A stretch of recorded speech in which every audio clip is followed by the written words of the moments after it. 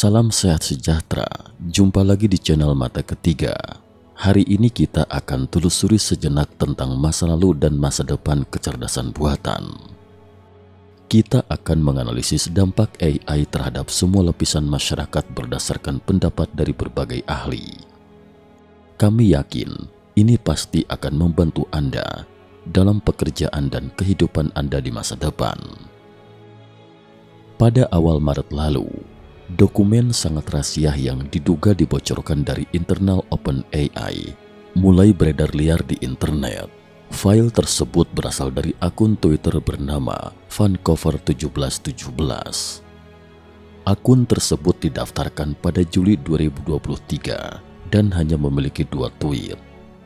Tweet pertama tertulis AGI akan lahir pada tahun 2030. Dan lainnya adalah file QStar info PDF ini. Kalimat pertama di awal dokumen sangat mengejutkan, mengatakan bahwa OpenAI akan menciptakan AGI yang setara dengan kecerdasan manusia pada tahun 2027 mendatang. AGI di sini adalah singkatan dari Artificial General Intelligence, yaitu kecerdasan umum buatan, suatu bentuk hipotesis AI yang berpotensi menyelesaikan tugas intelektual apapun yang dapat dilakukan manusia. Keadaan AI saat ini yang hanya bisa unggul di satu atau beberapa domain, seperti bermain catur atau mengenali wajah. Namun AGI di sisi lain akan memiliki kemampuan untuk memahami dan bernalar di berbagai bidang, seperti bahasa, logika, kreativitas, akal sehat, dan emosi layaknya manusia. AGI bukanlah sebuah konsep baru. Ini telah menjadi visi utama penelitian AI sejak awal dan tetap menjadi ide yang paling memecah belah. Beberapa penggemar AI percaya bahwa AGI tidak dapat dihindari dan akan segera terjadi serta akan mengarah pada era kemajuan teknologi dan sosial yang baru. Pihak lain lebih skeptis dan berhati-hati, serta memperingatkan risiko etis dan eksistensial dalam menciptakan dan mengendalikan entitas yang begitu kuat dan tidak dapat diprediksi. Namun seberapa dekat kita untuk mencapai AGI, dan apakah masuk akal untuk mencobanya? Faktanya, ini adalah pertanyaan penting yang jawabannya mungkin dapat memberikan bukti nyata bagi para penggemar AI yang ingin menyaksikan era kecerdasan manusia super.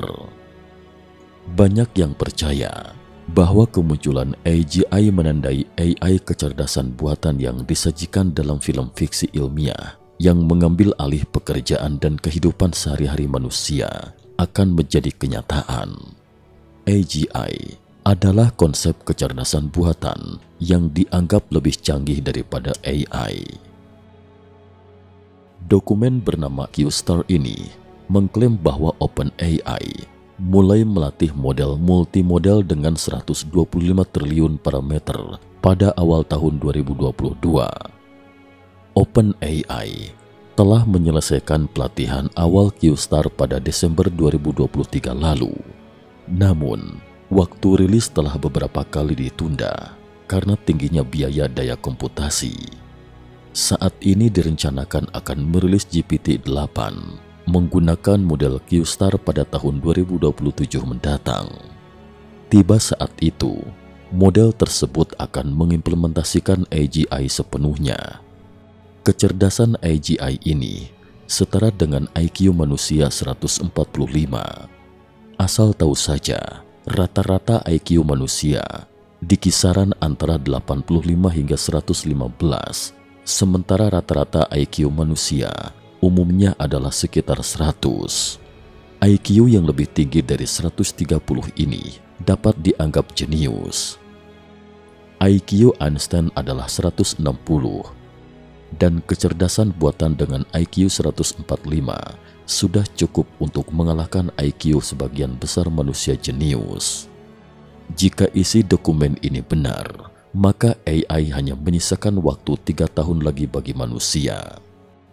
Meski banyak netizen yang meragukan keaslian dokumen tersebut, namun Proyek misterius Q-Star yang disebutkan dalam dokumen tersebut sebenarnya sudah beredar luas di internet sejak November tahun lalu. Sam Altman, CEO dan salah satu pendiri OpenAI, sempat diberhentikan pada November tahun lalu. Sehari sebelum Sam dicopot dari jabatannya, dia melontarkan beberapa pernyataan spekulatif di sebuah acara. Apakah ini alat yang kita ciptakan atau makhluk yang kita ciptakan? Ini akan menjadi pembaruan terbesar kami. Banyak orang menafsirkan pernyataan Sam tersebut bahwa OpenAI telah menciptakan AGI. 4 hari setelah Sam diberhentikan, model kecerdasan buatan rahasia OpenAI Q-Star pun bocor ke publik, sehingga berbagai rumor pun beredar luas di dunia maya. Seorang sumber yang mengetahui masalah tersebut mengatakan bahwa pemecatan Altman terjadi setelah adanya perselisihan antara Altman dengan dewan direksinya, Ilya Sutskever, salah satu pendiri OpenAI dan kepala ilmuwan perusahaan. Perselisihan dewan direksi OpenAI mengenai keselamatan dan keamanan AI mencerminkan perpecahan yang sudah berlangsung lama di dalam OpenAI mengenai pengembangan alat AI yang kuat dan bertanggung jawab masalah yang telah mengganggu perusahaan sejak awal berdirinya. Perdebatan tersebut mencakup perbedaan pendapat mengenai keamanan AI, kecepatan pengembangan teknologi dan komersialisasi perusahaan, kata orang dalam yang meminta untuk tidak disebutkan namanya. Serangkaian berita eksplosif ini membuat orang bertanya-tanya, sejauh mana perkembangan AI? Jika Metaverse dan Web 3 yang kita bicarakan sebelumnya masih memiliki beberapa unsur gimmick, maka AI tidak diragukan lagi, jelas merupakan revolusi teknologi yang nyata. Siapapun yang peka terhadap tren dunia dapat menyadari bahwa kita sedang berada di titik perubahan besar yang terjadi sekali dalam satu abad. Ada yang mengatakan bahwa AGI akan menghancurkan umat manusia di masa depan. Juga ada yang mengatakan bahwa kecerdasan buatan saat ini masih berupa sampah dan tidak ada yang perlu dikhawatirkan. Awal dari AI, tes Turing. Jika ingin melihat masa depan AI dengan jelas, harus memahami masa lalu AI. Karena hanya dengan belajar dari sejarah, baru dapat memprediksi masa depan. Berbicara tentang lahirnya AI, salah satu topik yang tidak bisa dihindari adalah tes Turing.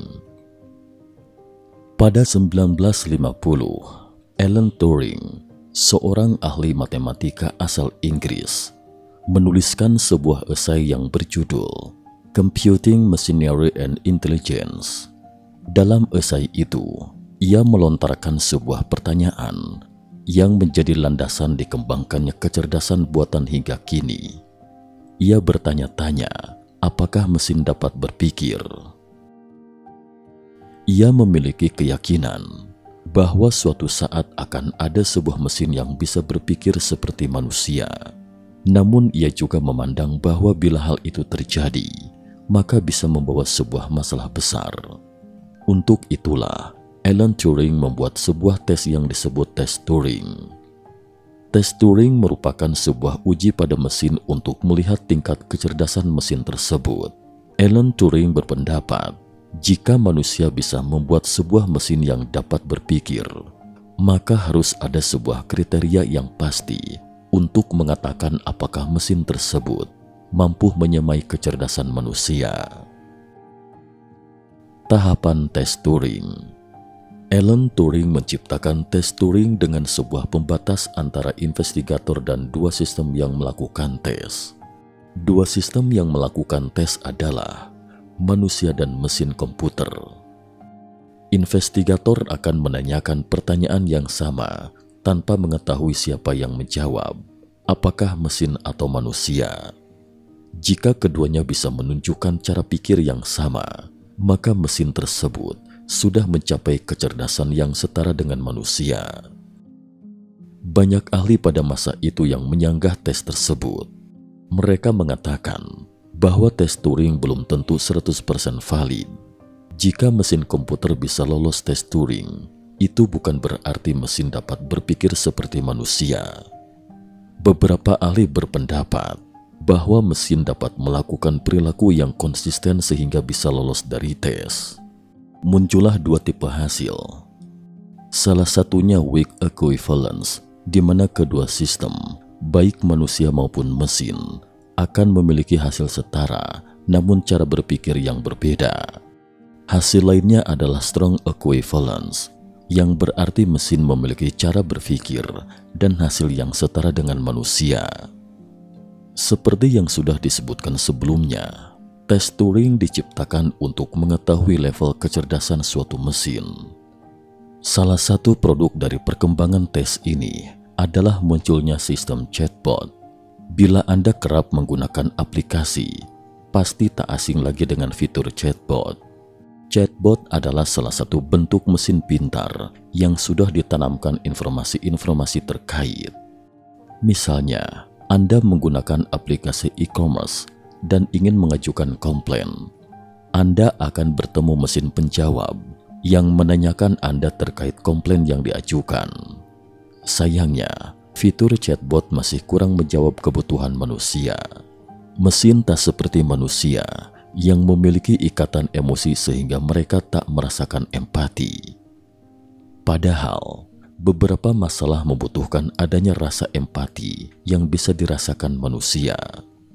Selain itu, chatbot sendiri hanya bisa menangani masalah-masalah yang dasar. Untuk masalah kompleks, masih membutuhkan bantuan manusia karena mesin tak bisa berpikir sendiri untuk memecahkan kasus yang rumit. 3 cara pikir manusia.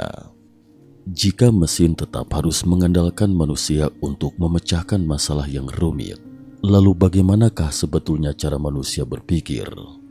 Apakah mesin juga bisa meniru cara berpikir manusia? Dalam berpikir, manusia akan memperoleh pengetahuan terlebih dahulu. Berikut ini 3 pemetaan manusia dalam memperoleh pengetahuan dan berpikir. Input. Segala sesuatu yang ada di dunia bisa dipetakan dalam kepala atau model otak manusia dengan mudah. Misalnya dengan menyebutkan kata rumah, kita akan langsung membayangkan sebuah bangunan tempat seseorang berlindung tanpa harus melihat terlebih dahulu gambarnya. Output. Kebalikan dari input, output adalah bagaimana manusia bisa memetakan apa yang terdapat di dalam otak ke dunia nyata. Hal ini disebut juga sebagai aktuator. Relasi antara keduanya. Tipe ini termasuk gabungan keduanya dan merupakan pengetahuan abstrak tentang dunia nyata. Tahapan yang terjadi adalah sebagai berikut. Proses input dimulai dari memetakan atau menerima sensor. Kemudian muncul problem representation, lalu berkembang menjadi learning atau pembelajaran. Setelah itu memasuki proses output, di mana muncul knowledge representation dan aktuator di dunia nyata. Proses pembelajaran itulah yang menjadikan kecerdasan manusia unik. Suatu kecerdasan harus memiliki aspek pembelajaran. Dalam aspek tersebut, kinerja sistem memiliki kemajuan karena terjadi proses peningkatan kualitas. Misalnya, Anda memiliki kalkulator yang bisa menghitung ratusan angka. Kemampuan tersebut membuat kalkulator disebut sebagai mesin pintar. Namun jika kalkulator Anda bisa memprediksi perhitungan apa yang sering Anda kerjakan, itulah mesin cerdas yang memiliki aspek learning. Pada November 2022, OpenAI meluncurkan transformator pra-terlatih generatif 35. Ini merupakan versi lanjutan dari model GPT yang menggunakan teknik deep learning untuk menghasilkan teks lebih baik dan lebih alami. GPT-35 memiliki kemampuan untuk memahami konteks, menghasilkan konteks koheren, dan memberikan jawaban relevan berdasarkan input yang diberikan. GPT-35 telah digunakan dalam berbagai aplikasi, termasuk dalam pengembangan chatbot yang dapat berinteraksi dengan pengguna secara real-time. Salah satu keterbatasan GPT-35 yaitu kecenderungannya untuk menghasilkan informasi yang tidak masuk akal dan tidak benar, diistilahkan sebagai halusinasi AI, sehingga dapat menyebabkan ketidakpercayaan terhadap informasi yang dihasilkan AI. Transformator pra terlatih generatif 4 yang dirilis pada tanggal 14 Maret 2023 merupakan versi terbaru ChatGPT yang hanya bisa didapatkan melalui ChatGPT Plus. GPT-4 memiliki sebanyak 1 triliun parameter dan merupakan large multimodal, model yang dapat mengurai menerima input gambar dan teks, meskipun hanya bisa merespon melalui teks OpenAI 2023. Pada dasarnya, GPT-4 dan GPT-35 merupakan program yang sama, yaitu language model terlatih berformat dialog atau percakapan. Perbedaannya terlihat ketika kerumitan tugas mencapai ambang batas yang memadai. GPT-4 lebih andal, kreatif, dan mampu menangani lebih banyak instruksi bernuansa daripada GPT-35. Pada 1 Mei 2023, pionir teknologi kecerdasan buatan Geoffrey Hinton mundur dari jabatannya sebagai pemimpin Google AI. Hinton telah bekerja di Google selama lebih dari 1 dekade dan menjadi salah satu tokoh terkemuka di bidang AI. Dalam wawancara dengan The New York Times, dia mengatakan dirinya menyesali pekerjaan yang telah dilakukan di bidang tersebut. Menurut dia, dengan persaingan dari banyak perusahaan untuk menciptakan AI tercanggih, teknologi itu akan menjadi semakin berbahaya. Dalam sebuah kicauannya, Hinton mengaku meninggalkan Google agar dia dapat berbicara dengan bebas tentang risiko AI dan bukan karena keinginan untuk mengkritik Google secara khusus. Belakangan, New York Times menulis biografi tentang Hinton dengan judul "Ketika Godfather AI mulai takut pada ciptaannya". Seperti yang diketahui, milioner Elon Musk telah beberapa kali memperingatkan bahaya kecerdasan buatan dalam sebuah dokumenter terbaru berjudul "Do You Trust This Computer?". Elon menyebut bahwa di zaman kecerdasan buatan, kita bisa menciptakan diktator abadi yang tidak akan pernah bisa kita lepaskan. Jika AI ingin mencapai suatu tujuan dan manusia menghalanginya, maka AI tidak akan segan-segan menghancurkan manusia. Bukan karena AI memiliki perasaan jahat terhadap manusia, tapi hanya karena manusia kebetulan ada di jalan ini. Ibarat kita sedang membangun jalan dan ada sarang semut di jalan ini. Kita tidak benci semut, tapi maaf mut, selamat jalan ke akhirat. Mungkin yang diketahui oleh tokoh besar seperti Elon Musk dan Geoffrey Hinton bukanlah produk AI ChatGPT atau perusahaan OpenAI. Yang mereka takutkan adalah kompetisi AI yang sedang berlangsung ini akan membawa manusia ke ujung neraka.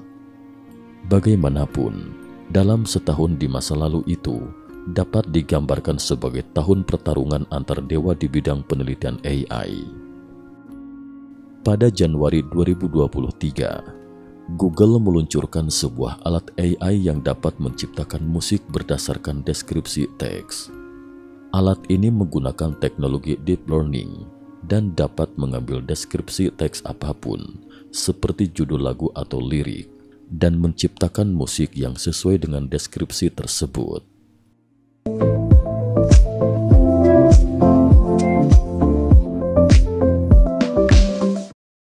AI tool memiliki Google ini menggunakan 280.000 jam audio untuk pelatihan. Sistem baru ini disebut Music LM dan menggunakan Audio LM, sebuah alat pembuat musik yang didorong oleh AI yang cukup menarik perhatian pada Oktober lalu. Menurut kami, persaingan AI ini tidak akan melambat di masa depan. Sama seperti ketika Amerika Serikat dan Uni Soviet menciptakan keajaiban pendaratan di bulan saat mereka bersaing memperebutkan hegemoni. Tidak ada yang bisa memberikan jawaban pasti mengenai apakah persaingan AI ini akan menciptakan keajaiban atau monster. Apa yang bisa kita lakukan sebagai orang biasa adalah menyambut masa depan dengan persiapan penuh. Pada Maret 2023, OpenAI merilis laporan observasi awal tentang potensi dampak AI terhadap pasar tenaga kerja. Laporan tersebut menunjukkan bahwa 19% pasar tenaga kerja AS akan terkena dampak yang parah. Setidaknya 50% di 19% pekerjaan ini akan digantikan oleh AI. Pekerjaan yang paling terkena dampaknya adalah penerjemah, penulis, jurnalis, ahli matematika, pekerja keuangan, insinyur blockchain, dan semacamnya. Namun menurut kami, sulit untuk memastikan berapa lama profesi ini bisa bertahan. Bagaimanapun, bidang robotika berkembang sangat pesat. Sementara itu, menurut Kai-Fu Lee, CEO Sinovention Ventures dan mantan Presiden Google Tiongkok, bahwa pekerjaan yang membutuhkan kreativitas dan keterampilan sosial serta keterampilan negosiasi di masa depan adalah pekerjaan yang paling kecil kemungkinannya untuk digantikan. Pekerjaan yang tidak membutuhkan bakat dan memerlukan pelatihan singkat, serta posisi yang melibatkan banyak pekerjaan berulang adalah yang paling mudah untuk digantikan. Dari perspektif yang komprehensif selama 70 tahun perkembangan AI, dapat dikata bahwa ini merupakan 70 tahun yang panjang dan sulit. Ada periode perkembangan pesat dan surut, masing-masing dari 3 konsep pemikiran simbolisme, koneksionisme, behaviorisme telah menjadi yang terdepan selama beberapa dekade. Namun, model AI besar saat ini tidak diragukan lagi memiliki banyak kekurangan. Struktur fisika zaman Newton juga tidak sempurna. Kemudian Albert Einstein, James Clerk Maxwell, Niels Bohr, Paul Adrian Maurice Dirac, dan ilmuwan lain terus menyempurnakannya, yang membuahkan prestasi gemilang dalam dunia fisika saat ini. Tidak ada yang tahu apakah proyek Q-Star akan menciptakan AGI kecerdasan buatan yang kuat pada tahun 2027 mendatang. Namun jelas bahwa dalam 70 tahun ke depan, perkembangan kecerdasan buatan akan semakin banyak muncul aksi yang eksplosif. Banyak orang yang merasa cemas karena pesatnya perkembangan industri AI belakangan ini. Namun menurut kami, ada kalanya kecemasan itu adalah sesuatu yang baik, karena ia akan memaksa kita untuk mengenali kembali jati diri kita. Seperti yang dikatakan Xiao Yanghua, Profesor Ilmu Komputer, Universitas Fudan Tiongkok, kita belum pernah melihat entitas cerdas yang terlihat persis sama seperti kita di cermin seperti saat ini. Itulah era baru kecerdasan buatan.